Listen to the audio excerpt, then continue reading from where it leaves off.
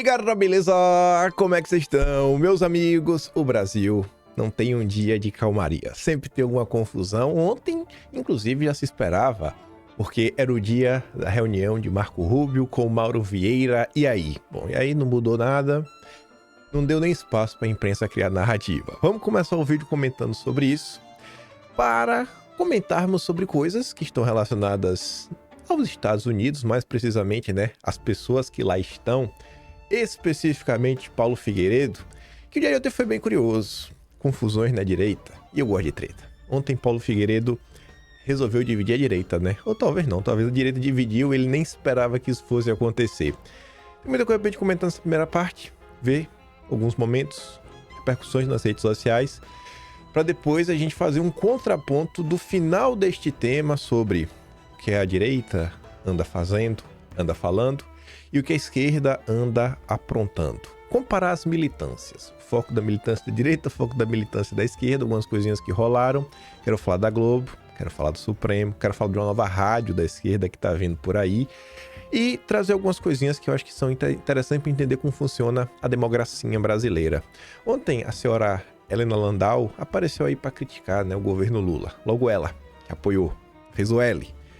Aí eu vi uma thread interessante ontem, e aí eu também vi algumas coisinhas ligadas ao vídeo de ontem, as pessoas me mandaram. Teve um cara que me mandou inclusive um trecho de um livro. Aí eu quero trazer uns complementos, algumas coisinhas a mais, enfim. Tem muita coisa pra gente comentar e vamos começar, que é para dar tempo de falar sobre tudo. Eu podia ter trazido só a notícia da Globo? Poderia.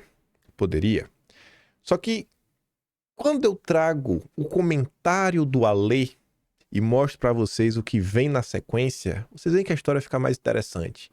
Inclusive vai ficar mais interessante na hora que for pro Atlas. Fica mais fácil de contar. A Globo coloca, ó, aproximação diplomática. Veja fotos do encontro entre chanceler brasileiro e secretário de Trump. Aí veja só, gente.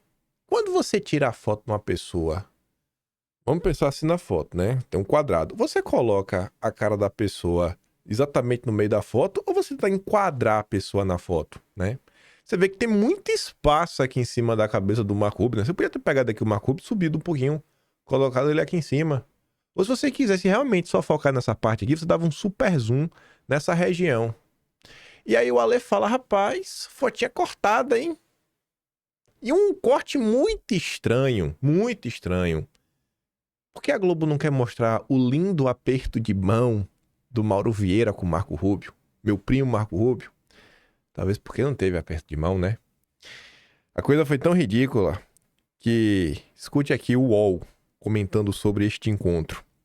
O UOL em dois momentos diferentes. O cara fala alguma coisa, aí eu acho que pegou muito mal. Aí o cara diz, não, foi ilusão de ótica. Escute isso aqui. Entre o chanceler brasileiro Mauro Vieira e o secretário de Estado Marco Rubio, divulgação feita pelo Itamaraty. Então aí os dois apertando as mãos, olho no olho. Com essa imagem, agora há pouco eu falei que estava tendo um aperto de mão, não, ó. Era ilusão de ótica. O Mauro Vieira está assim com a mão aqui e a mão do Marco Rubio está embaixo. Mas os dois estão conversando amigavelmente. Depois do intervalo a gente traz mais informações. Entre o chanceler... Mas os dois estão conversando amigavelmente. É uma forçação de barra, hein? É uma forçação de barra para tentar levantar a bola, a moral do Lula. No frigir dos ovos, nada mudou. Absolutamente nada.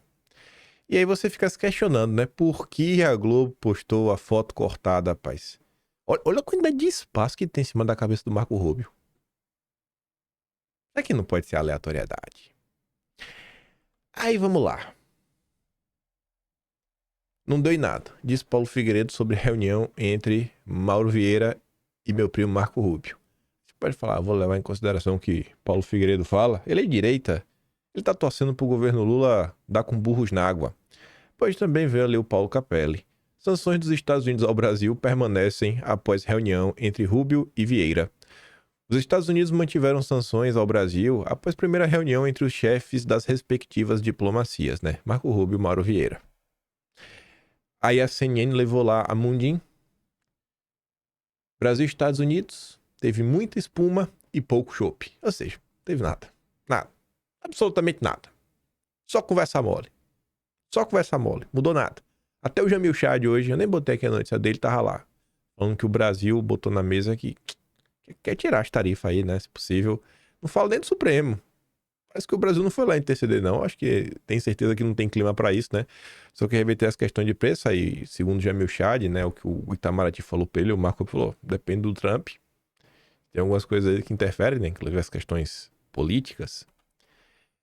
Aí você vê aqui a nota. É um baita de um encontro. Best friends já. A Pamela destaca, ó, a nota conjunta entre o Departamento de Estado e o escritório do representante comercial dos Estados Unidos não é uma mera coincidência. Você viu, aqui colocou os dois juntos. É um recado claro. Ou cumpre o que está escrito na carta do Trump, ou não teremos negociação alguma. A nota está em tom protocolar, o que é previsto diante de uma nação desenvolvida e que possui o mínimo de educação diplomática. É bom a Faria Lima se preocupar, afinal, ainda temos a seção 301. Aí tá ali, né? Marco Rubio, Gria e o Mauro Vieira concordaram em colaborar e conduziram discussões em múltiplas frentes diferentes, né? Para o futuro imediato, estabeleceram um caminho para trabalhar juntos. Ambos os lados também concordaram em trabalharem juntos para agendar o encontro entre Trump e Lula na ocasião mais próxima possível. Aí vem a Globo News, né? Não podendo elogiar o governo Lula, não tendo o que falar do Mauro Vieira, Eduardo Bolsonaro e Paulo Figueiredo tentaram melar encontro, né? Mas, né? Puseram os dois para correr. Casa Branca botou os dois para correr. Não tem espaço para nada. Casa Branca botou os dois correr. Aquelas imagens, né? É tudo fake news. É tudo ilusão. É tudo ilusão, tudo que tá acontecendo, né? Eles estão lá em Washington só para tirar onda. Só para fingir. Eles não têm nenhum tipo de acesso. Surreal. É uma máquina de propaganda de mentiras. Comentários da Globo News, Maria Cristina Fernandes. Diz que colocam Eduardo e Paulo Figueiredo para correr. Será que ela tava lá para afirmar? Tava. Ela tava. Confia que ela tava, Rose. Não questione ela, não. Enfim, não teve basicamente nada. A parte mais relevante que teve. A imprensa tá assim no lamúrio esses dias, sem ter o que comentar. Chora pra aqui, chora pra lá. Já basicamente saindo desse tema, né? Quase saindo, porque aqui já não envolve especificamente o encontro de ontem, mas as figuras de ontem. Brasil tem proposta para Marco Rubio sobre mediação de tensão com Venezuela. Do mesmo jeito que Lula falou que resolveu o conflito lá na Rússia e na Ucrânia, uma conversa de bar, ele agora quer resolver a Venezuela. Confia no Lula. O governo brasileiro descarta a invasão dos Estados Unidos na Venezuela, mas considera a possibilidade de se apresentar como mediador da tensão. A depender do rumo da conversa entre Mauro Vieira e Marco Rubio, a oferta de mediação pode ser feita no encontro. Não foi, né? Não foi porque não tem nada a conversa. Agora vai ficar difícil, porque eu não tenho isso separado ainda. Mas, com toda certeza, já deu para perceber que um dos temas do mês de outubro, dentro do tema Relações Brasil-Estados Unidos, você percebe que tem um tema chamado, né, a aproximação do governo Lula com o governo Trump, né, ou o encontro. E aí, obviamente, isso vai estar no Atlas, né, com todo o processo, como foi a ONU, como foi a repercussão e como foi agora.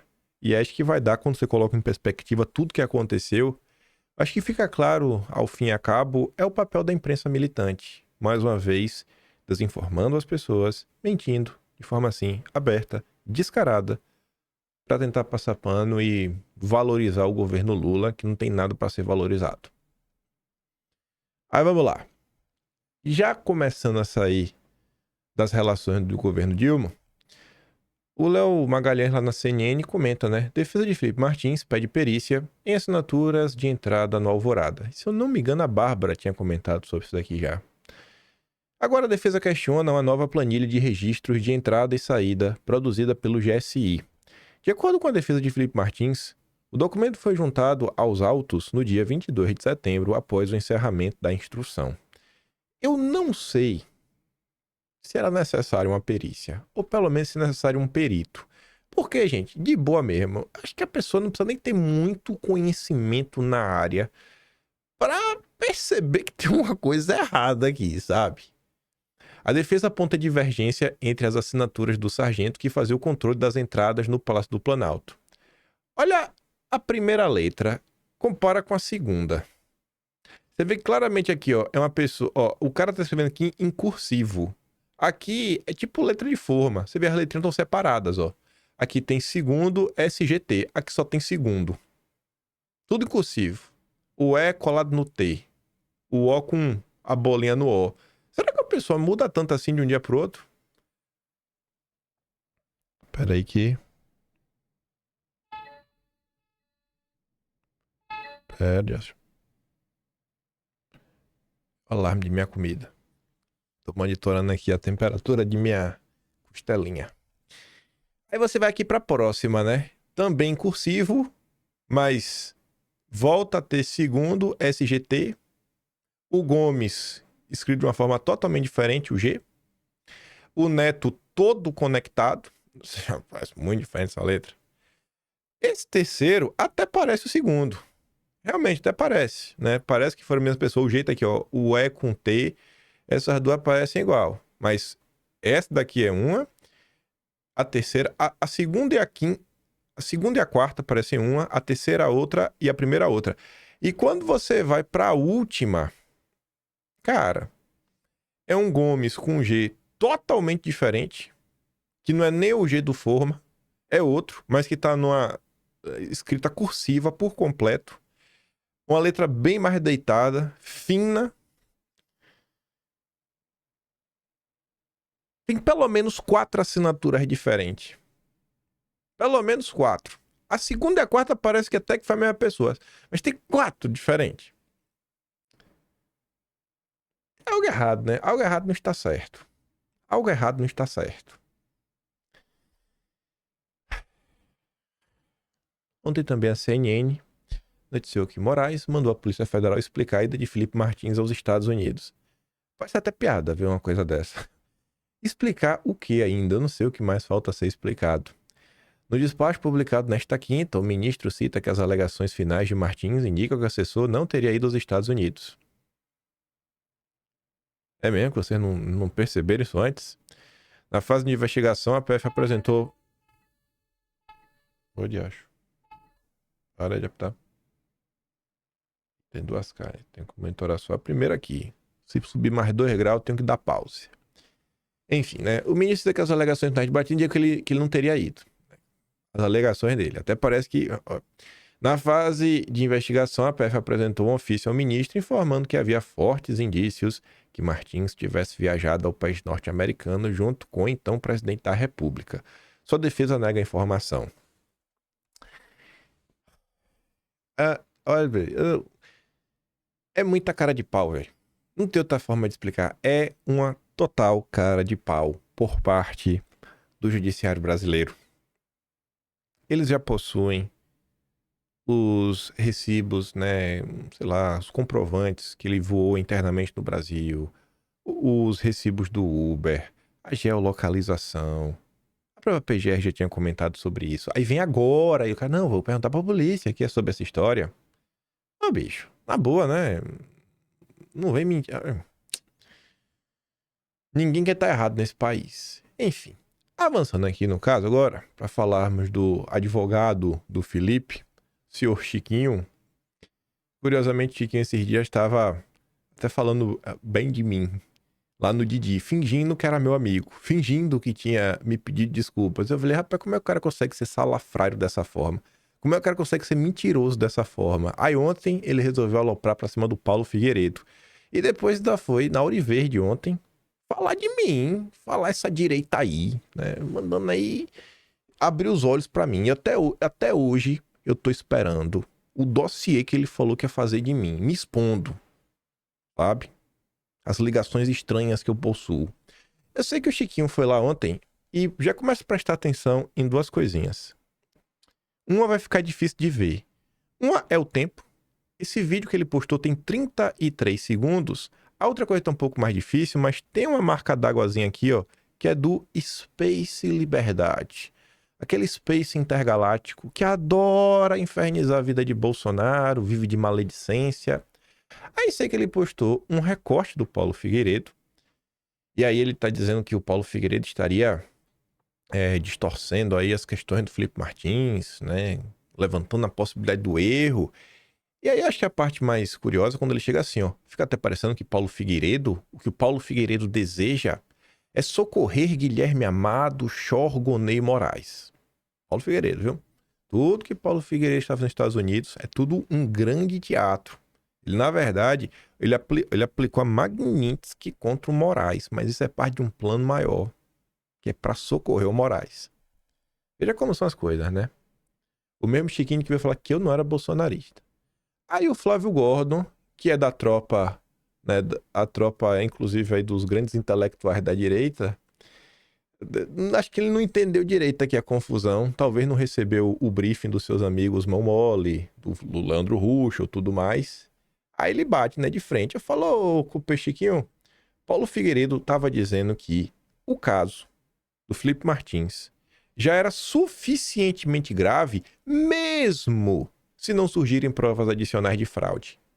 Mesmo se não tiver fraude, mesmo se não tiver, o caso já é muito grave. É isso que o Paulo Figueiredo tá falando. Por que você pegou esse corte, cara? E descontextualizou e distorceu a fala? Pra que atacar o Paulo Figueiredo assim? Distorcer a fala, descontextualizar logo esse recorte. São as coisas curiosas, né? Que vão acontecer nas redes sociais. Só que Chiquinho não parou aí, não. Ele ontem compartilhou uma postagem da Ana Paula Henkel do mês passado, dia 24 de setembro do mês passado, que ela escreveu assim, ó. Para aqueles que estão tentando atrapalhar as gravíssimas investigações sobre o caso do Felipe Martins e agem para proteger algum de seus algozes, suas digitais e nomes estão por toda parte, oficialmente para alguns e nos bastidores para outros. Até jornalistas do New York Times já sabem disso, estão mergulhados em passos fundamentais nas investigações que alguns tentam bloquear. O tempo mostrará estes nomes e, acreditem, o choque será inevitável. Há envolvidos na entrega da cabeça de Felipe Martins que ninguém imagina. Aí ele escreve, ó, entenderam agora? Sim, é exatamente isso. Infelizmente, uma hora ou outra, a verdade apareceria e apareceu. Aí você deve estar pensando, eu não acredito que Chiquinho está acusando Paulo Figueiredo de estar entregando a cabeça do Felipe Martins. Eu sei que você tem essa dúvida. Por mais óbvio que seja que ele está sim falando do Paulo Figueiredo, fazendo esse tipo de acusação, temos aqui mais uma imagem para reforçar que é isso. O Rodrigo postou nesse vídeo aqui do Chiquinho seguinte comentário. Também achei muito estranho esse posicionamento do Paulo Figueiredo, me pareceu uma ducha de água fria, mas subitamente me lembrei da Ana Paula dizendo que ainda iremos ficar surpresos quando aparecerem nomes da direita que estariam dificultando essa investigação. E o Chiquinho diz bingo. Então agora você sabe que Paulo Figueiredo, na verdade, está trabalhando para prender o Felipe Martins. De coração, velho, eu não sinto...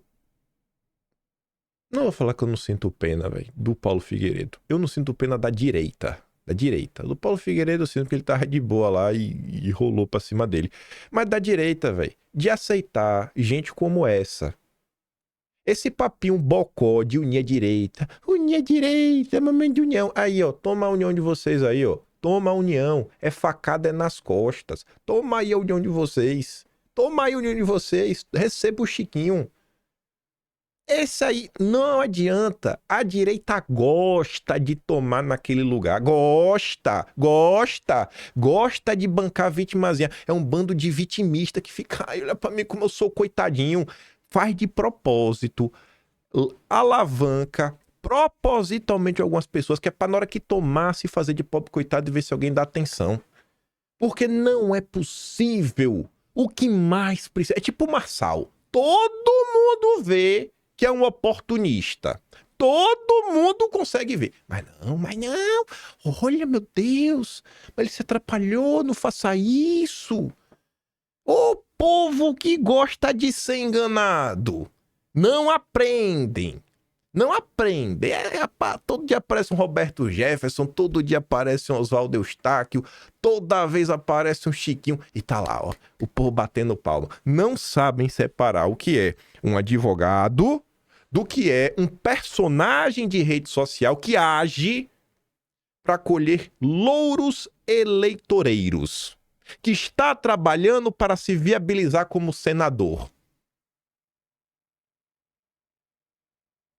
Ou você quer me convencer que esses vídeos, essa tuitada frenética estão ajudando no processo? Pelo amor de Deus, velho. Pelo amor de Deus.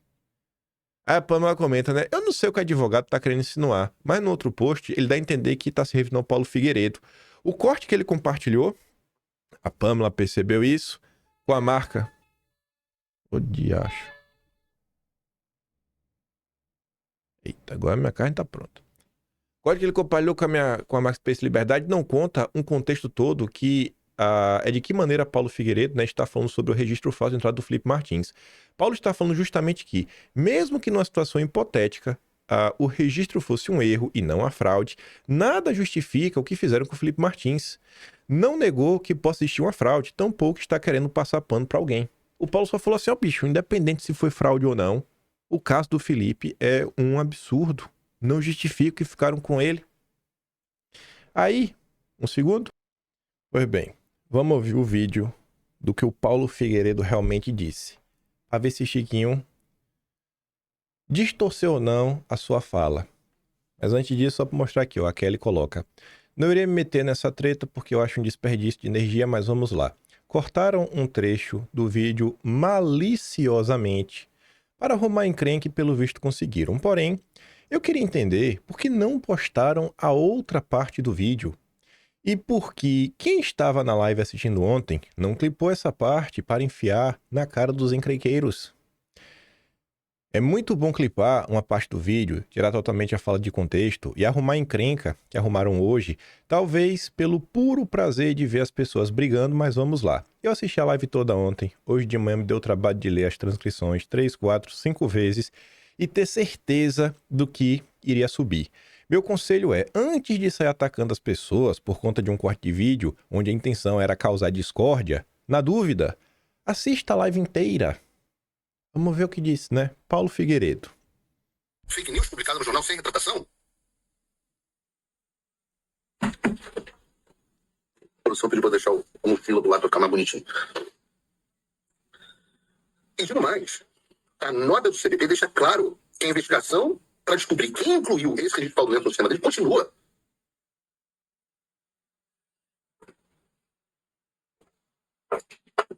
E eu quero que seja uma bala de prata. Seja uma bala de prata. E a gente vai continuar a investigação. A gente vai continuar. Aliás, hoje mesmo eu janto com uma pessoa que tratou dessa investigação internamente dentro da Casa Branca. Hoje. Vamos ver. O que está confirmado é que o seu juiz Alexandre de Moraes se valiou de um documento falso para prender e prolongar a visão de um cidadão por motivos políticos. Sobre isso não tem dúvidas. A carta do CBP, a declaração pública do CBP, fez questão de deixar isso muito claro. Eu fico perguntando, será que o Trump perguntar, o Marco Rubio perguntar sobre isso, para o Mauro Vieira, o que acontece?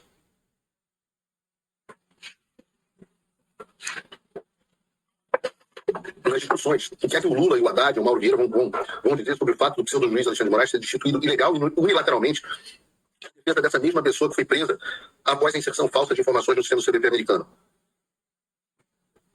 Ou agora o juiz pode decidir demitir advogado réu por terem abusado do poder de defesa? Isso também é Estado Democrático de Direito? Não sei não. Eu acho que é difícil explicar essas coisas, né? Então você, meu amiguinho, que está empolgado com as negociações do Brasil, fica com os olhos abertos, porque tem muita coisa para acontecer ainda. Tu tá vendo o contexto como todo? Parece que Paulo Figueiredo, quando ele fala do pseudo-juiz, que colocou uma pessoa inocente na cadeia, parece que Paulo Figueiredo está tentando sabotar as investigações. Parece mesmo. Ele quer, né, ajudar o Moraes, o cara que ele aplicou a Magnitsky. A culpa dessa treta é da direita. Paulo Figueiredo veio por culpa da direita. Cada pessoa que diz que temos que unir a direita, momento de união, resolva no privado. Cada um desses. Esse caso aqui agora, literalmente, é um novo Oswaldo Eustáquio. Mas vamos continuar, né? O Paulo Figueiredo coloca ali, né? Fomos descobertos. A Mafinha coloca, assim, irônico. Na verdade, todo o trabalho que Paulo Eduardo tem feito, sanção, reunião, largar o mandato, ter contas congeladas, passaporte cassado, tudo isso é um plano para prejudicar a candidatura do Senado, pelo Paraná, do novo ídolo da direita, nosso querido Chiquinho, pelo Novo. Que é, como vocês sabem, a verdadeira direita. E aí o Paulo Figueiredo daí dá uma risada, né, diante da situação. Mas vamos lá.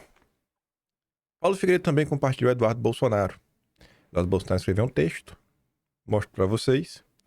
E o Paulo fala assim, ó, normalmente eu responderia a este tipo de ataque expondo a verdade com prints, áudios e fatos. Mas, neste caso, cheguei à conclusão que não poderei fazê-lo sem prejudicar o próprio Felipe, que não merece isso. Se os seus advogados são oportunistas e irresponsáveis e querem faturar politicamente, colocando em risco o próprio cliente, eu não sou. Por isso, não me resta alternativa, a não ser por enquanto apanhar calado. Peço apenas ao leitor inteligente que faça a reflexão proposta pelo Eduardo Bolsonaro. Pergunte-se, por que eu prejudicaria um amigo que tenho em alta conta e que é acusado, no mesmo caso que eu, tudo isso justamente em benefício do nosso algoz e a quem tenho dedicado quase a minha vida a responsabilizar. Se fizer sentido para você, fique à vontade para embarcar nessa. Por ora, seguirei aqui o dia em Washington, no mesmo intuito de sempre. Vou trabalhar enquanto os mesmos de sempre, que nunca moveram a palha para ajudar, seguem reclamando. Aí Eduardo escreveu isso daqui. Tem, inclusive, divergências com Eduardo, mas ele fala assim, ó. Dizer que Paulo Figueiredo está, de alguma forma, ajudando Moraes é um completo absurdo. Porque alguém ajudaria justamente o psicopata que está destruindo a sua própria vida. Eu sou testemunho ocular do empenho e da coragem de Figueiredo em todos os casos que denunciam as violações do regime. Ele tem se dedicado com seriedade e risco pessoal à exposição das arbitrariedades que assolam o Brasil. A conduta de todos nós, sim, de lado a lado, deve permanecer focada no combate à tirania, naquilo que nos une e converge. Independentemente do fato original, é inegável que Moraes e sua equipe agiram de má fé e cometeram crimes. Aí agora Eduardo diz o seguinte, ó. Não vejo dentro da direita quem deseje colaborar com o regime. No máximo, há mal entendidos ou falhas de comunicação. Mas ninguém deve ser deletado ou descartado por isso. Peço parcimônia para que não percamos para nós mesmos em uma espiral autodestrutiva. O inimigo é o mesmo. Nós venceremos. Pois bem. Quero falar só desse parágrafo aqui, né? Não, tem ninguém aí, tá? Todo mundo é bonzinho. Todo mundo é bonzinho, é só um erro de comunicação. É só um erro de comunicação. Eduardo, dá uma lida aqui comigo, ó. Não sei se você vai estar vendo esse vídeo, mas se você vê por algum acaso, ó, Moraes reabre investigação contra Bolsonaro por suposta interferência na PF. Sabe por que isso aconteceu? Porque quando o Moro aprontou, passaram a mão na cabeça. E foram várias aprontadas. O Moro estava aprontando já no primeiro mês de governo. Você, Eduardo, vai lembrar de tretas que, inclusive, causaram grandes danos. Vou contar uma história, Eduardo, que se você ouvir, você vai poder confirmar. Porque você viveu essa época. Todo esse movimento de podcasts hoje que pauta o Brasil era da direita. Antes de existir Flow Podcast, antes de existir tudo, Eduardo, você deve lembrar que a direita começou com aquele movimento de podcasts que vinha crescendo muito. E por uma briga, que ali realmente era um negócio meio bobo, mas que envolvia a questão clube de tiro e tudo mais, porque tem lá o Benê Barbosa, o Moro, o governo Bolsonaro. Você lembra que tinha um podcast específico, quero que mais tinha audiência, não é por ninguém se importa. Você tinha conversado na época com o Loen, aí o Irã brigou, e no final do dia eles até acabaram se separando. E essa questão, querendo ou não, tá ligada ao Sérgio Moro, lá de trás, e o que o governo vinha fazendo. Então imagina, a gente hoje podia ter fomos os pioneiros dos podcasts. Lembra que você até foi lá no Loen Talks, porque o Loen falou, vou entrevistar o Eduardo, você lembra disso? Então assim, olha o que a gente deixou de ter. Porque às vezes não corta mal pela raiz, mas tudo bem. Aí a coisa foi crescendo, foram vários episódios, vários desgastes, que depois a gente ficou sabendo, né? Da nomeação a PGR, a projetos de lei, a questão do COAF, inúmeros desgastes que Bolsonaro foi sofrendo atrás de sofrimento e tendo que engolir, e muitas vezes porque a própria população colocava pressão no seu pai e a gente não falava nada, muitas vezes porque fala, eu vou falar contra o Moro? Eu vou falar? Ixi, Maria. Eu tenho como provar, igual o Paulo Figueiredo, que no que dependesse de mim eu já tinha implodido o Moro há muito tempo, mas maluco eu não sou. Eu sei até onde dá pra comprar minhas brigas. Tenho como provar. Eu tenho como provar. E aí eu falei, rapaz, não dá. E aí o que aconteceu com o Moro? Isso aqui é fruto do Moro, que demorou demais pra cortar o mal pela raiz. Pega o Oswaldo Eustáquio, surgiu do nada. Ninguém sabia quem era Oswaldo Eustáquio. Hoje a gente já tem muita informação. Hoje a gente já sabe que aquele acampamento dos 300 foi obra do Oswaldo desde o início, planejado por ele e o Roberto Jefferson. Mas que tínhamos um inimigo em comum, né? Aí veio os 300, as pessoas começaram a ser presas, diversas ações impensadas malucas que acabaram por alimentar a máquina de perseguição. Em 2020 já teve o 7 de setembro. O Wellington Macedo foi preso ali até. Primeira vez. Zé Trovão surfou politicamente, hoje é deputado. O Wellington Macedo, que estava lá já aprontando com o Oswaldo Eustáquio, foi o que dirigiu o carro para o George Washington colocar uma bomba no aeroporto de 2022. Os índios que foram presos, Serereto, mas quem levou a Brasília foi o Oswaldo. Quem gerou aquela confusão do 12 de dezembro foi o Oswaldo. Se a gente tivesse cortado mal pela raiz, hein?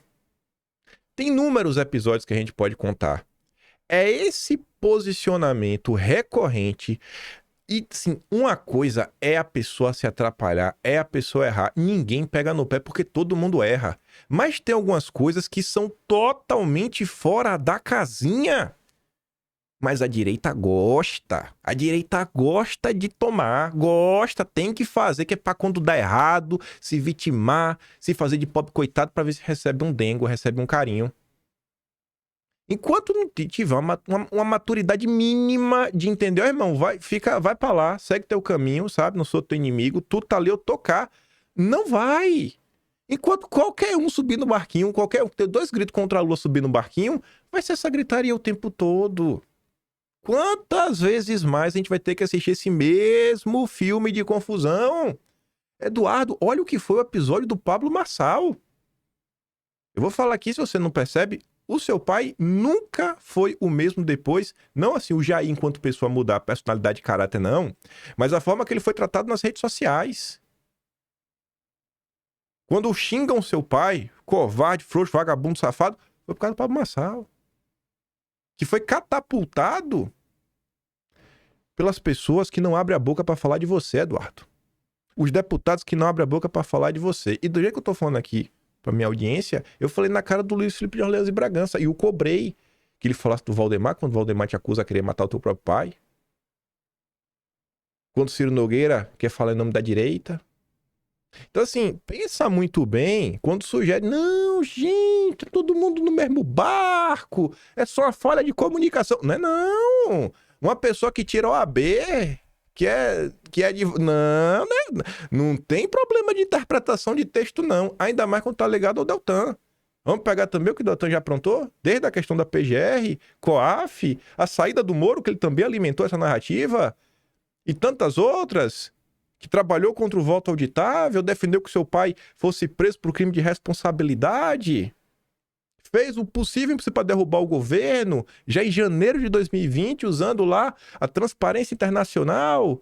Ano passado, e se tem alguém que trabalha ao redor do regime, é o Deltan, que ano passado, quando a anistia estava avançando na Câmara, ano passado, em setembro, o Deltan inventou uma fake news que o seu pai estava fazendo um acordão para livrar o próprio rabo com o Xandão para não ter impeachment. E curiosamente, o Chiquini é um dos pets do Deltan Dallagnol. Tá na coleirinha também. Assim, cara, sabe? Tem hora que realmente tem que riscar o chão, bicho. Porque tá... Assim, eu tô comentando de que Tony de Lói, não sou político, não sou candidato. Eu quero que a direita dê certo. E eu tô vendo que tá errado, vez ou outra, por esse tipo de comportamento recorrente. Sou muito mais novo que vocês todos, mas... o que eu falo, eu provo. O que eu tô falando aqui eu posso provar. Aí olha pra cá, ó. Ó o Mão Mole. Ó o Flávio Morgenstern, o intelectual da direita. Aí o próprio Paulo Figueiredo rebateu, falando, ó, não vou me manifestar sobre essa treta. Já se manifestou. Mas a equação que explica tudo é cabeça do Felipe Martins em troca de anistia. Entendeu agora? Pode reler tudo hoje, de nada. Você tá entendendo isso? E aí, Eduardo? Será que isso aqui é falta de comunicação? Uma pessoa que escreve livros? Intelectual?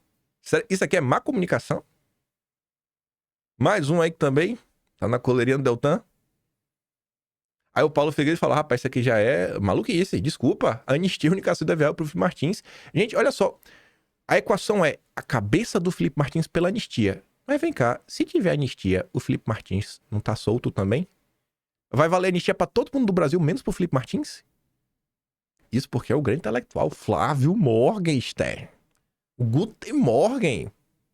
Aí você pega o Silvio Grimaldo, que tava agora essa semana falando que a direita tinha que acabar, porque André Sadi comparou Eduardo Bolsonaro ao Olavo de Carvalho. Meu Deus, que gente suja! Não me surpreenderia se a longa família militar aparecesse nessa merda? Será que é falta de comunicação, Eduardo? Um cara que, inclusive, recebeu o cargo no governo, mas depois foi demitido, né? E, curiosamente, Olavete... Pô, o Olavete que abandonou o Olavete, que seria o Carlos Nadalim. Esse sim trabalhou e muito. Nossa, que foi trabalho sério com entregas. Não tem menção nenhuma, né? O Nadalim ficou no MEC, esse aqui rodou. A direita, pô, tem que amadurecer. Tem que entender que às vezes as coisas são cíclicas. Hoje é o cara teu amigo e sim, irmão. Segue teu caminho aí, velho. Segue teu caminho aí. Não tá ajudando. Não tá ajudando. Muita ajuda quem não atrapalha. Trazer até o próprio Olavo para rebater o Silvio Grimaldo. Mais uma vez o Cauã aí resgatando postagens. Olavo chamando de bostas quem tentava separá-lo de Bolsonaro. Podem forçar com vídeos e tweets deturpados, mas a verdade é uma só. Olavo nunca rompeu com Bolsonaro, pelo contrário, sempre defendeu. E ele falava assim, ó, não, seus bostas, não passei para o outro lado. Posso até cagar na cabeça do Bolsonaro, mas aos inimigos dele não concedo sequer um cocôzinho. Aí tu olha essa crítica aqui, ó. Meu Deus, que gente suja. Gente suja? Gente suja? Vocês já estão dando como certo que é isso aí mesmo? Que estão entregando a cabeça do Felipe Martins? Isso aqui não é falta de comunicação, mas de jeito nenhum. De jeito nenhum. Aí o Petrópolis comenta, né? Outra postagem, 2019. Existe um direito assassino? Existe. É um grupo sem expressão política própria que decidiu parasitar o sucesso do Bolsonaro para depois derrubar o presidente e tomar o lugar dele. Teórico tem que riscar a linha no chão, velho. Senão, não vai. Senão, não vai. E para terminar, a direita está repleta de bocós que entendem que só a esquerda tem direito à militância. Depois tomam naquele lugar e não sabe de onde vem, né? E aí, vamos pegar. Falei que ia pegar isso aqui para fazer o gancho. Vamos falar de militância. Olha a militância da esquerda, ó. Todo mundo achando aí que era natural. Ah, é normal o Felca. Olha lá o Felca, ó. Virou contratado da Globo. Vai trabalhar no Fantástico, rapaz. Confia que o caso do Felca era orgânico. 100% orgânico. Igual o Arnold Schwarzenegger. 100% orgânico. Ali era só água e ovos. E uma boa dieta. Nunca tomou nada errado. Falando de militância. Esse trio aqui... Na verdade, se bem que o Pondé nem acho dos melhores. Mas João Camargo, do Grupo Esfera, que aí é dono da Transamérica, vai lançar uma rede de rádios, botou o nome de TMC, né, que vai substituir a Transamérica, contratou Daniela Lima e o flautista de Genebra, e o Pondé. Imagine se vai ter narrativa. Imagine se a narrativa vai ser pouco ou muita. Imagine. Vamos falar da militância. Olha lá, ó. Anitta, Juliette, Deolane e outras artistas pedem que Lula indique a mulher negra ao Supremo. Outros artistas? Angélica, também pediu lá no GNT.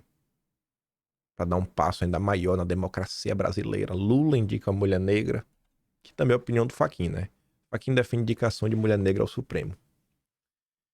Ai, meu Deus do céu, esse Fachin, viu? O presidente da corte não tratou do assunto com Lula, mas manifestou preferências auxiliares. Aí vamos lá. Para abrir aqui um parêntese dessa questão do Supremo, pra gente começar a falar, relembrar algumas coisinhas, complemento do vídeo ontem, fala da senhora Helena Landau. Falamos ontem dos Correios, dando prejuízo, governo Lula, né? Sempre tem que quebrar as empresas estatais, parece que é de propósito, ou talvez realmente seja de propósito. Mas se tratando dos Correios, ainda do jeito que está, lembrando que Lula colocou para presidir os Correios uma pessoa do Prerrogativas, o nosso amado Prerro, Lula agora oferece diretorias para a Alcolumbre em negociação pelo Supremo. Tem como dar errado isso aqui?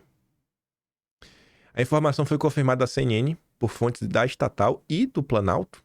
Segundo interlocutores, as diretorias da empresa entram no pacote de negociação pela vaga ao Supremo.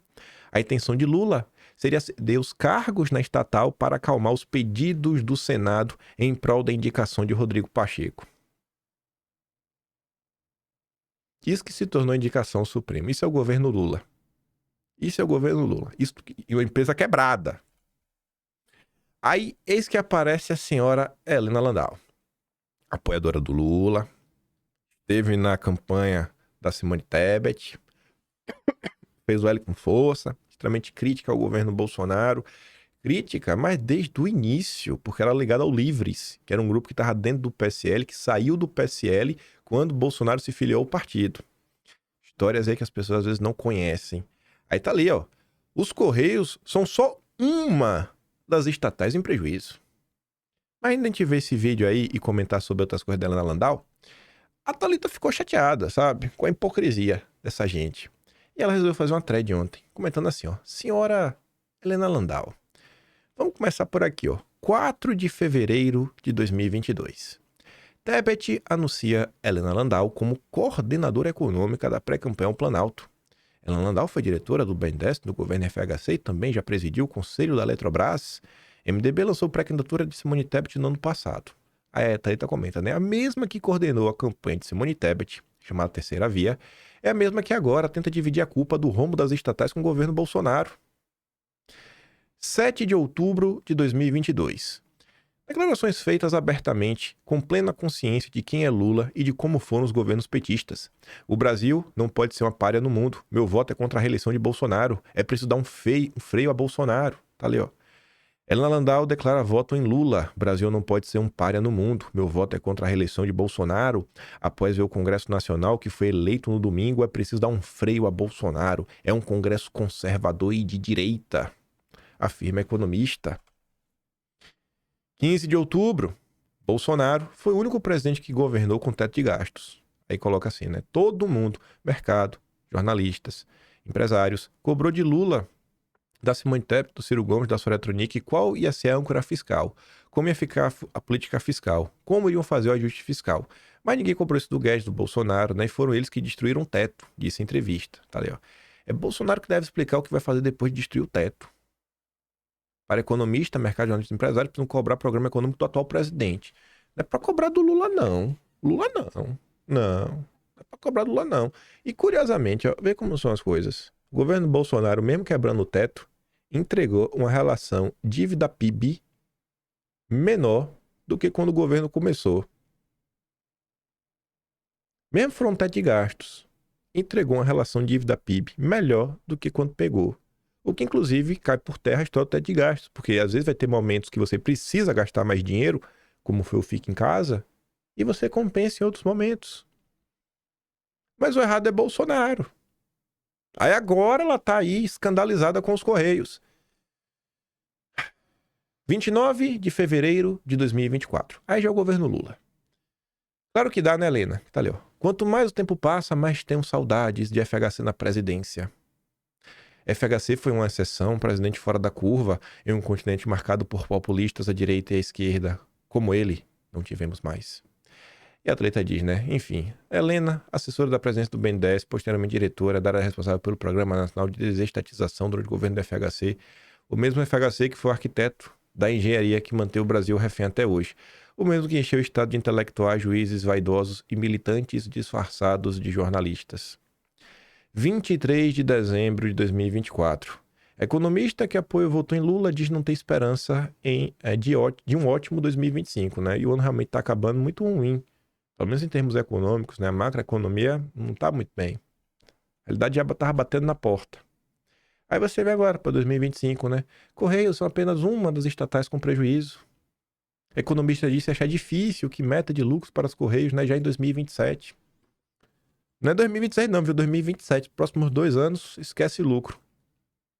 Nessa altura do campeonato, já não dava mais pra colar a historinha da Esté do EC, né? O déficit não é rombo. Não dava pra fingir surpresa, né, Landau? Aí tá ali, ó. Vamos ver o que ela falou na CNN. Ela vai falar até da taxa das blusinhas. Agora. Depois de tudo que aconteceu.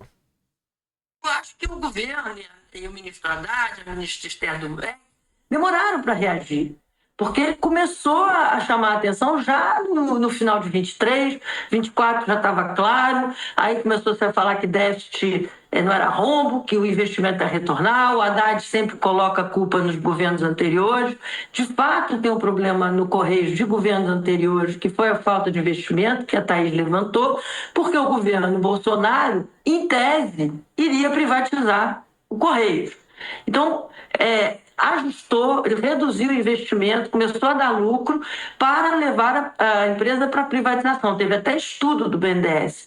E o Paulo Guedes, como a gente sabe, não era muito preocupado com privatização, acabou não fazendo privatização nenhuma e a empresa acaba ficando nesse meio do caminho. Não foi nem lá, nem cá. Agora, nada justifica essa demora e nada justifica a velocidade desse rombo, né? A velocidade do rombo que a gente está vendo, 8 bilhões agora, né? E a falta de reação do governo. E só para dar um pitaco político rapidinho, são 20 bilhões do Tesouro que deveria, na realidade, ser um aporte direto e não é, porque senão entraria no cálculo do orçamento, né, do déficit orçamentário. E você fala 20 bilhões quando o governo está discutindo aumento de imposto. Então, tudo isso cria uma crise assim, maior. De onde está indo esse dinheiro? Para que eu preciso de uma reforma tributária? As coisas vão perdendo valor na discussão. Então, seria mais honesto se o governo parasse e falasse assim, o que de fato eu quero do Correios? O Correio tem salvação? Eu vou gastar 20 bilhões fazendo o quê? Que novo investimento eu vou oferecer? Que novo produto eu vou oferecer? Olha agora. Se em 2 anos eu não fiz nada, é exatamente a falta de competitividade que está me levando para onde eu estou indo. Se eu tiver mais um minutinho, a questão das blusinhas. A questão das blusinhas é tão grave que mostra que o governo não faz análise de política pública. Porque se tivesse feito uma avaliação de política pública, e vou dizer quanto eu vou ganhar de imposto taxando blusinha, e quanto eu vou perder no Correio, você perdeu 1 bilhão em blusinha e tem um rombo de 8 bilhões. Então, nem fica bem usar a taxa das blusinhas como justificativa do rombo de 8 bilhões, né? Porque aí é uma confissão de um erro brutal que foi essa taxação. Agora, cadê Helena Landau na época da discussão da taxa da blusinha pra falar isso? Tu tava onde, fia? Tu tava onde? Pra defender o povo. Aí tá todo mundo agora pagando mais pra comprar a blusinha. Só ajudar, isso daí só ajudou os varejistas brasileiros. Aquela galera que tem seus varejos, né, de roupa, né, de bugiganga, que aí essas pessoas compram e revendem pra você. Em vez de você comprar direto, você compra no Brasil. Uma coisa é proteger a indústria nacional. Você produz alguma coisa no Brasil, você, beleza, vamos aqui para continuar produzindo. Outra coisa é você proteger varejista. Pô, pelo amor de Deus, velho. Tem condição uma coisa dessa, só tá encarecendo o acesso aos produtos. Sabe? Não tem nenhum tipo de especialização nem nada aí no serviço. Eu vou ter que dar pausa de novo. Aí, tô passando na rede social. Vejo aqui o Danilo comentando aí, né, sobre o governo Lula, que só tá do jeito que tá por conta das pessoas que o apoiaram, né, da nossa amada Farinha Lima. Aí ele comenta assim, ó, a malandragem do Lula seria um traço de genialidade política se trouxesse bons resultados concretos. Mas o resultado de 20 anos de PT é aumento da dependência tecnológica, reprimarização econômica, aumento da precarização, perda de relevância regional, destruição do judiciário. Eu acho que realmente o PT tem uma grande parte nisso. Destruição da educação pública, privada, da cultura. E por que o resultado é esse? Porque para conversar com todo mundo, você precisa antes ter o que conversar, ter o que negociar. Em suma, precisa ter uma política, coisa que o PT e o Lula não têm. Só tem um projeto de perpetuação no poder e de ajudar os seus amiguinhos. E aí, falando disso, não dá para não falar dos amiguinhos do Lula, né? Os banqueiros. E não tratar sempre a nossa amada taxa Selic. Olha esse gráfico aqui. Colômbia, México, Peru e Estados Unidos. Estados Unidos é o azul mais escuro. Mas não esquecer Estados Unidos porque é país de primeiro mundo. Gente, o Brasil está mais caótico, é mais instável do que a Colômbia, do que o México, do que o Chile, do que o Peru. O que é que justifica essa taxa de juros tão abusiva no Brasil? O que é que justifica? O Galípolo já tá falando que a dependente pode ter taxa assim até 2028. Qual a base técnica para isso? A Helena Landau sabia muito bem o que estava fazendo quando fez o L. Ela, Armínio Fraga, o Baixa, toda essa turminha do mercado. E tá aí. Falamos muito ontem sobre essa turma, os amigos do rei, como eles sempre saem ganhando. Aí eu tava passando nas redes sociais. Como eu tinha visto outra postagem que eu já queria comentar, eu falei, pô, isso aqui é bacana também. É um ponto que eu não abordei ao longo do dia de ontem. Falei bastante sobre como a gente começa a se tornar, em termos energéticos, dependentes da família Batista. Um setor tão crítico, estratégico. Né? Você não tem como garantir a soberania de um país sem uma soberania energética. Eles aí compraram a nossa amada eletronuclear. Aí o Ricardo Schweitzer, não sei como se pronuncia o nome dele, ele traz um ponto importante também, que envolve realmente a soberania. O que eu acho emblemático nessa notícia é que lá atrás, na discussão da privatização da Eletrobras, um dos imbróglios, um dos pontos de quem era contrário, era a leitura que era fundamental que a eletronuclear permanecesse estatal por motivos de segurança nacional.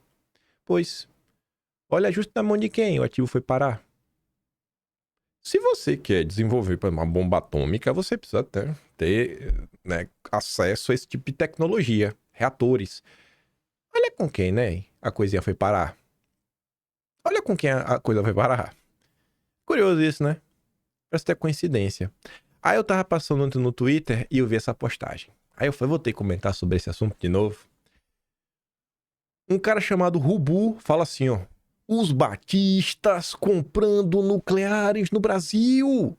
Vocês estão percebendo o que está acontecendo? Precisa desenhar? Ele estava preocupado. Vi várias postagens. Estava respondendo as pessoas preocupado.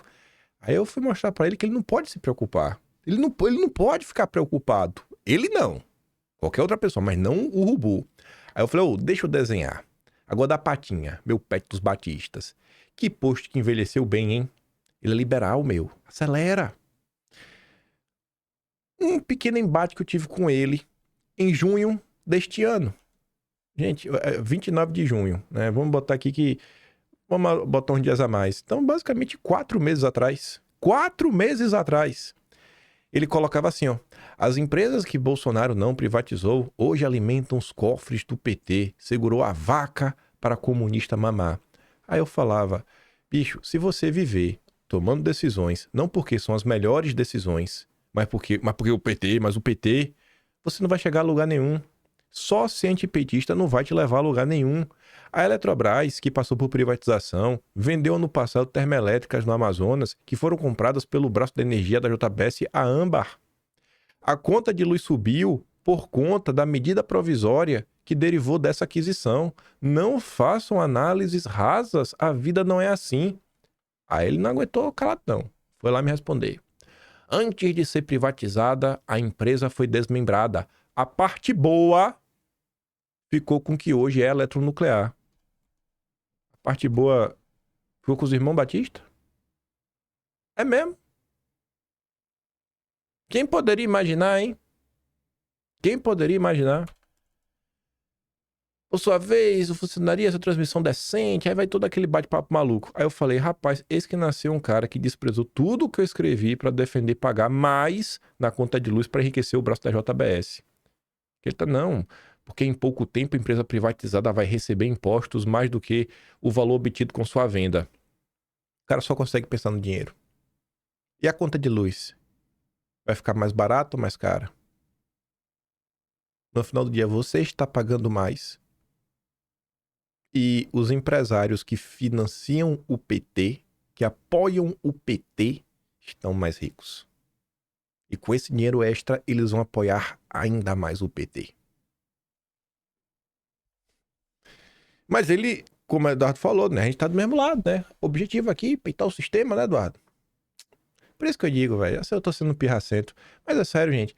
Não dá mais, pô. Tem que amadurecer. Tem que perder esse medo, esse eterno medo de dividir a direita, que é momento de união. A gente não chega em lugar nenhum. Quem quer agradar todo mundo, não agrada ninguém. Quem quer agradar todo mundo, não agrada ninguém. É o que é e acabou. E vida que segue. Infelizmente é assim. Tentar explicar, trazer o ponto, mas se o cara for cabeçudo e o cara tiver uma insistência, o cara tiver um projeto pessoal, cara, se o cara tem um projeto pessoal, ele não tem um projeto de grupo. Você não vai conseguir inserir quem tem um projeto pessoal dentro de um grupo.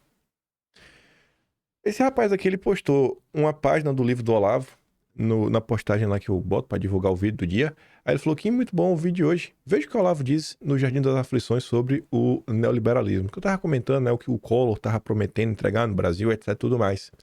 Aí eu só peguei uma versão um pouco mais bonita aqui, peguei na internet um PDF só para poder grifar. E o trecho que ele mandou foi esse daqui, ó. Por isso a ideologia neoliberal não tão veraz ao discernir os fatores que obstaculizam ou fomentam o desenvolvimento econômico, equivoca-se ao sugerir que o enxugamento do Estado, sua retirada das atividades impróprias, esteja associado de modo automático e óbvio a uma promessa de maior liberdade para os cidadãos. Não, se o Estado diminuir, vai ter mais liberdade, que vai ter menos Estado. Pois não é só mediante o exercício de atividades impróprias e acidentais que o Estado oprime as pessoas, mas sim também e principalmente daquelas que lhes são mais essenciais e próprias. O fisco, né, a receita, que são os impostos, a polícia, a justiça, a educação pública. E estas, em vez de retrair-se no novo quadro neoliberal, tendem antes a crescer desmesuradamente. E a razão disso é dupla. Primeiro, que foi precisamente para poder expandi-las que o Estado se retirou da economia. Eu preciso de dinheiro para investir aqui, vou tirar para eu ter mais foco no que eu tenho que fazer. E segundo, que à medida que se descarrega do fardo econômico, o Estado busca para si novos papéis que justifiquem a sua existência e acaba por se imiscuir em todos os setores da vida humana antes entregues ao arbítrio privado. Se deu aquilo lá, não sei se é de 96, mas é da década de 90. Já passaram no mínimo 25 anos. No mínimo 25 anos. E a redução do Estado em diversos setores, né? Agora você tem mais tempo para cuidar de menos coisas. Eu acho que coincide com o aumento da perseguição e da fiscalização do Estado sobre o indivíduo no mundo inteiro. E Olavo continua: este é um ponto que os pensadores neoliberais devem examinar com cuidado, pois as contradições teóricas no seio de uma ideologia podem ser as sementes de futuros conflitos que ultrapassem o terreno das meras ideias. Não é coincidência fortuita que, nos países do primeiro mundo, a vitória esmagadora das economias capitalistas tenha vindo junto com a crescente intromissão do Estado na moral privada. Isso acontece por igual nas economias neoliberais e nas sociais democráticas. E o velho estava certo, viu? Mas envelheceu bem. Envelheceu maravilhosamente bem. A tese desse livro central é basicamente que o tempo passa, o tempo voa, mas sempre tem alguém com a ideia de império, tentando criar um império que, obviamente, é você que vai ter que pagar essa conta. Essa é a tese central do Jardim das Aflições. Aí, pegando essa tese sobre quanto menor o Estado, mais tempo para ele se preocupar com outras coisas, ontem a Mônica Bergamo comentou que Gilmar diz a Fux que ele é figura lamentável e que precisa de terapia para superar traumas. O Rodinei comenta: repare uma coisa, sempre que as instituições estão em harmonia, quem mais se dá mal é o povo. Eu sou a favor da briga. O executivo tem que brigar com o legislativo, que por sua vez tem que brigar com o judiciário, e ministro do Supremo, que tem que brigar com o ministro do Supremo. Quanto mais as autoridades brigarem entre elas, menos tempo para pensar na gente e nas nossas carteiras eles terão. Pois bem, Rodinei, você está repetindo basicamente a tese do Olavo de Carvalho. Quem tem tempo que sobra, vai usar esse tempo para te perseguir. E o Mafian diz, ó, isso aqui que tá acontecendo se chama efeito Eduardo Bolsonaro. E é mesmo. É por isso aqui que tá todo mundo arrancando os cabelos. Eduardo e Paulo Figueiredo, mas esculhambaram o plano de muita gente. Do Centrão, do Novo, do PT, do Supremo. Tudo bagunçou com o nosso chapeiro. resolveu ir para os Estados Unidos. Aí eu fui lá ver, né, o que aconteceu. Segundo a Mônica Bergamo, os ministros Gilmar e Fux tiveram um duro diálogo nesta semana. Aí eu pergunto para vocês, essa nota aqui, será que vai ter alguém na direita falando, e você acredita no que sai na imprensa? Será que realmente isso aconteceu? Aqui ninguém questiona, né? Aqui todo mundo dá como verdade. Que é outro ponto que a direita também precisa, sabe, amadurecer um pouquinho. Entender quando é nota totalmente plantada e quando não é. Nesse caso aqui, ela fala quem, quando, onde, o que foi dito, aspas. Você consegue perceber que ela realmente sabe do que aconteceu. E ela vai descrevendo, ó, em um dos intervalos da sessão da quarta, ela cita o dia, para falar, ó, foi nesse dia aqui, ó, nessa hora. Gilmar questionou Fux de forma irônica por ele ter suspendido o recurso que Moro tenta reverter a decisão que o tornou réu pelo crime de calúnia contra o próprio Gilmar. O placar da primeira turma já estava 4-0, e aí o Fux pediu vista. De acordo com relatos de conversas feitos à coluna, Gilmar disse a Fux, vê se consegue fazer um tratamento de terapia para se livrar da Lava Jato. Em seguida, ele afirmou que o colega deveria enterrar o assunto do Salvador, referindo-se a um ex-funcionário do gabinete de Fux, José Nicolau Salvador, citado numa proposta de delação premiada na década passada e demitido pelo magistrado em 2016. De acordo com relatos, Fux reagiu, respondeu que tinha pedido vista do caso do Moro para examiná-lo melhor e que também estava contrariado com Gilmar, que falaria mal dele em diversos lugares e ocasiões. E o que Gilmar disse? Ele afirmou que era verdade mesmo, mas que ele falava mal de Fux publicamente e não pelas costas, por considerá-lo uma figura lamentável. E deu como exemplo o julgamento de Bolsonaro, dizendo que ele impôs aos colegas, né, um voto de 12 horas que não fazia o menor sentido. Fux, segundo ainda relatos, defendeu seu voto, afirmando que era o que tinha que fazer diante do que entendia ser um massacre sofrido pelos réus da trama golpista. Durante a discussão, outros ministros entravam e logo saíam da sala diante da tensão do diálogo. Então parece aí que foi um desses ministros, né, que ficou entrando e saindo, ficou na portinha ouvindo a conversa e foi relatar para Mônica Bergamo, ou quem sabe o próprio Gilmar. Não acho que o Fux ia falar dele mesmo, né? Acho nem que ele estava recebendo uma reprimenda. É bom assim. Isso daqui só está acontecendo, inclusive o voto do Fux, pelo efeito Eduardo Bolsonaro. Pelo efeito Eduardo Bolsonaro. Não faz sentido o Fux falar que o julgamento é nulo e ele ter aceitado a denúncia. Ele já tinha que ter dito na denúncia. Cara, eu não vou aceitar, porque o julgamento é nulo. O lugar de julgar não é aqui na última instância, na primeira. É efeito Eduardo Bolsonaro, nosso chapeiro. Nosso chapeiro, chapista? Nem lembro mais. Aí um assunto que a gente comentou também muito no vídeo de ontem, que era a questão do crédito de carbono. A Tsuki postou uma postagem que ela não falou de quem vinha, mas nesse caso a gente vai ter que comentar de quem veio. Não, é uma pessoa desconhecida, mas vai ser importante, por uma razão. Aí o cara tá respondendo assim, você tá falando porcaria? Não existe essa coisa de crédito de carbono, mas sim ativos ambientais valorados em carbono para que os agricultores recebam pela preservação obrigatória por lei, ou é cobrado e penalizado pela preservação gratuita, ou é remunerado. Alvo Bedelho falando besteira. A Atsuki fala assim, ó, esse é um perfil de direita e pelo tom da timeline, bem próximo do bolsonarismo raiz. O tom da timeline é o quê? As postagens que ele compartilha, o que ele dá RT, né? Em tese estaria contra o regime. E por que eu faço questão de enfatizar isso? Porque mostra que até entre os nossos reina a ignorância ou talvez a ilusão no assunto, ou mesmo a engenharia linguística que criticamos no outro lado. A pessoa muda um rótulo para preservar o conteúdo. Isso é uma pessoa que acompanha realmente a política, de perto. Ela realmente foi na timeline, ela realmente foi olhar. E se você tivesse feito apenas a análise que ela fez, você teria chegado na mesma conclusão. Se só tivesse feito a análise que ela fez. Isso que sabe muito bem o que ela está lendo, como classificar as pessoas. Só que aí veja como são as coisas, como as coisas funcionam no Brasil. Quem fez essa postagem foi um perfil pequeno chamado Fernando Ubatuba. O perfil não se contentou com o que viu no Twitter, porque pelo Twitter realmente parecia alguém de direita, até bolsonarista raiz, e ele começou a olhar outras redes. Aí veja só, o cara que está defendendo o crédito de carbono. Eu fui analisar o perfil de Tsuki, e não se trata de reinado de ignorância, não. Esse aqui não é bocó, não. Esse aqui sabe muito bem o que está falando, ele está agindo em interesse próprio. Pelo que eu entendi, ele é CEO em uma consultoria sobre créditos de carbono. E coloca ali, ó, Fernando Batuba, transforma você em influenciador ambiental, juntos trabalhando pelo futuro do planeta. Aqui ele só colocou links, né? profissional com sólida trajetória, tecnologia de informação, atua na gestão de experiência, Carbon Scan, né? Escaneamento de carbono. Aí ele colocou, primeiro busquei no Google, porque a conta aqui do Twitter parecia apócrifa.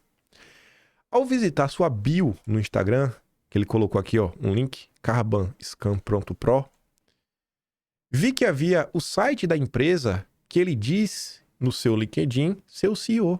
E vejam só, ESG, crédito de carbono, preservação climática e afins, ou seja, o pacote que a esquerda adora. Mas como parecer de direita, soa conflitante. Aqui tem que abrir um parênteses, não que a esquerda goste, que os liberais também gostam.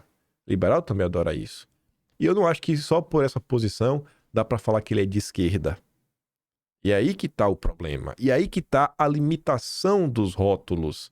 E é aí que tá nessa, estamos todos contra o sistema. Depende. Esse aqui não tá não. Mas não tá mesmo. Aí ele coloca mais imagens aqui do LinkedIn, postagens feitas lá no LinkedIn. Então, fui até sua página no LinkedIn buscar mais informações a respeito de seus interesses, atividades e afins. Bem, está no inglês, o print, mas não preciso traduzir para saber do que se trata, não é? Mas mesmo assim vai o resumo. Um profissional com histórico sólido em tecnologia da informação, atuando em gerenciamento de projetos, análise de dados e automação de processos de negócios. Há 4 anos, ele direcionou sua expertise para a área de sustentabilidade e finanças ambientais, especializando-se na estruturação de negócios focado na geração de receitas no agro por meio de ativos ambientais e créditos de carbono. Exatamente o que ele estava falando no Twitter. Combinando sua experiência em tecnologia com visão estratégica para o setor agroambiental, Fernando se destaca por conectar produtores rurais ao mercado de carbono. Ao visitar seu LinkedIn, me chamou logo de cara a atenção aos artigos que ele publicou, então deixarei aqui para a apreciação de todos. Mas tudo gira em torno de créditos de carbono, ESG, Acordo de Paris, ICMBio, mudanças climáticas e o post do PL que regulamenta os créditos de carbono com a foto da esquerdista Leila do Vôlei, que foi relatora do processo. Aí, jogadora de vôlei. Sensacional. Claro que deixou melhor para o final. Primeiro, observem esses 2 posts. No Twitter, é de direita. Nas outras redes profissionais. Olha o Nelson Williams, advogado aí, que estava nas páginas policiais pela questão do INSS. E no Carbono 360. Falando do Trump. Falando que o Trump não sabe o que ele está fazendo, não. A querer tirar os Estados Unidos do Acordo de Paris e frear a Agenda Verde. Mas o pior, gente, que esse perfil é de direita. Mas nesse ponto ele pensa assim. É porque assim, o que é esquerda e o que é direita? Se você atribui esquerda ser, sei lá, o comunismo propriamente dito, né? Ou então uma defesa aberta de pautas wokes. Se bem que eu não sei o que esse cara pensa em termos de valores, né? Às vezes pode ser bem progressista nos costumes, se for a favor do aborto. E aí, se você coloca a direita como uma economia mais aberta, né? Ele é direita, né? Petista ele não é. Os rótulos, hoje, eles são muito imprecisos. Os rótulos que correm aí no debate público brasileiro, eles precisam, sabe, ser melhores usados, melhores explorados. Senão a gente não vai chegar em lugar nenhum com isso. Não vai chegar em lugar nenhum, assim, absolutamente lugar nenhum. Tinha umas coisas pra comentar que eu já tinha deixado no final do vídeo, eu vi que tá com 1h08, mas a gente deve comentar. São 2 notícias que ficou de ontem da Biblioteca Nacional sobre o Lula. Amanhã. Então pra mim que amanhã vai surgir algum assunto que vai dar pra conectar, vai ficar maravilhoso. Mas pra além de toda a minha pirraça no vídeo de hoje, sério, tenta olhar se na minha pirraça tem alguma coisa que faz sentido, sabe? Tem algum argumento lógico que faz sentido. Olha aí a direita, o que aconteceu ao longo dos anos. Tenta olhar pra tua vida também, aqueles momentos que falou, poxa, se eu tivesse resolvido aqui, bicho, não tinha acontecido isso lá na frente.